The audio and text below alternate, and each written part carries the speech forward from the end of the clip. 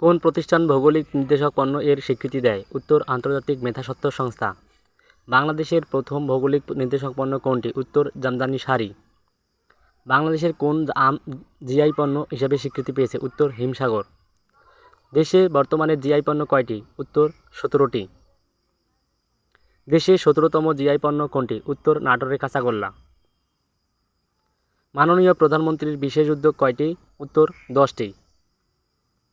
বিশ্বব্যাংক বাংলাদেশকে নিম্ন মধ্যম আয়ের দেশ হিসেবে ঘোষণা করেছে। উত্তর, 1 জুলাই 2015 সালে। জাতিসংঘ শান্তিরক্ষা মিশনে সৈন্য প্রেরণের বর্তমানে বিশ্বের শীর্ষ দেশ কোনটি? উত্তর, বাংলাদেশ। বঙ্গবন্ধু টানেল নির্মিত হয়েছে। উত্তর, কর্ণফুলী নদীতে। বঙ্গবন্ধু টানেলের দৈর্ঘ্য? উত্তর, 3.43 কিলোমিটার। দেশের প্রথম এলিভেটেড এক্সপ্রেসওয়ের নাম কি? উত্তর, ঢাকা এলিভেটেড এক্সপ্রেস।